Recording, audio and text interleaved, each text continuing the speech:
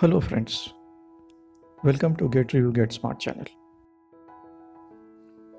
Spray gun versus roller, ये एक common confusion है कि कौन सा ज़्यादा कन्वीनियंट पड़ेगा।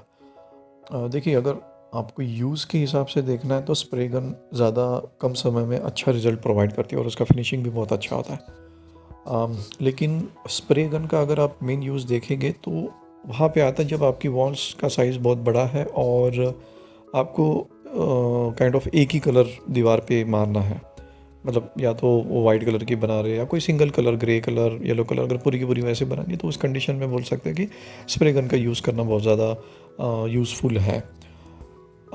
लेकिन इन केस अगर आपको लाइट कलर, जैसे मैंने कहा कि वाइट कलर अगर मारना है तो उसमें स्प्रे गन का थोड़ा इशू मैंने देखा है कि आपको बहुत ज़्यादा कोट मारने पड़ेंगे उसमें, क्योंकि वॉल अगर बहुत पुरानी है और उसके ऊपर वाइट वाला इफ़ेक्ट लाना है तो वो आपको बहुत ज़्यादा थिक कोट मारने पड़ते हैं, तो वो थिक कोट आप स्प्रे गन के थ्रू नहीं मार पाएंगे।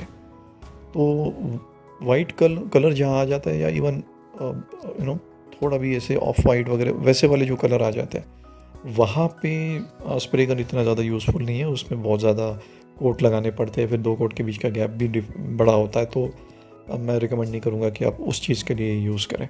हाँ, लेकिन अगर आपका कुछ ग्रे शेड है या और वाइट, ऑफ वाइट, इनको छोड़ के अगर दूसरा कोई भी कलर आपका आता है और आपकी दीवारों का साइज़ बहुत बड़ा बड़ा है तो उस कंडीशन में आप बिल्कुल स्प्रे गन का यूज़ कर सकते हैं।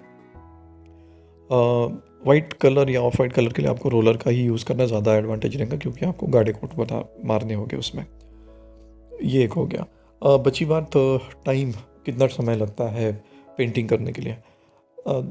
देखिए, कैसे स्प्रे गन की इससे आपकी पेंटिंग तो जल्दी हो जाती है, ओके, उसमें इतना प्रॉब्लम नहीं आता है, लेकिन उसका जो क्लीनिंग वाला पार्ट है उसमें समय लग जाता है। सारी आपको एक एक पार्ट ओपन करके उसको क्लीन करना पड़ता है, तो वहाँ पे तो समय लगेगा।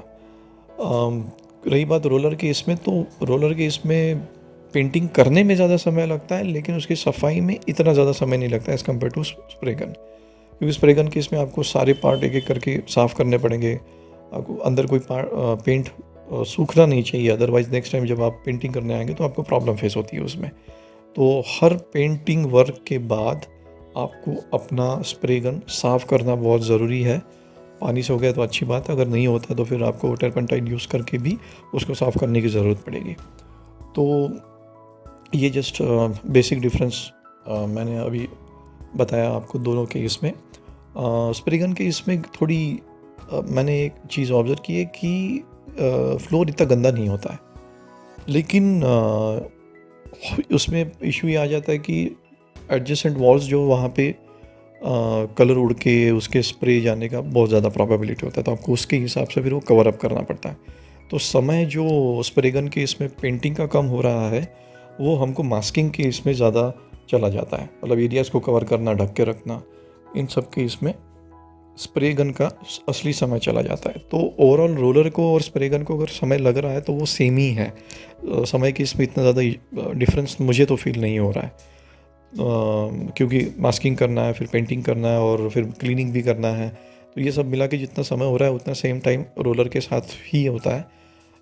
एडवांटेज ये है रोलर का कि सॉरी, डिसएडवांटेज ये है रोलर का कि रोलर से पेंट करते वक्त फ्लोर आपका गंदा होगा, लेकिन उसमें स्प्रे एडजेसेंट वॉल पे इतना गिरने का इशू नहीं होता है। तो दोनों के कुछ एडवांटेज है, कुछ डिसएडवांटेज है। मेरा ये कहना रहेगा कि अगर आप कुछ डिज़ाइन वगैरह बना रहे हैं, कुछ छोटे छोटा वॉल्स के इस पे कुछ पैटर्न्स बना रहे हैं, तो उस कंडीशन में आप रोलर यूज़ कर सकते हैं।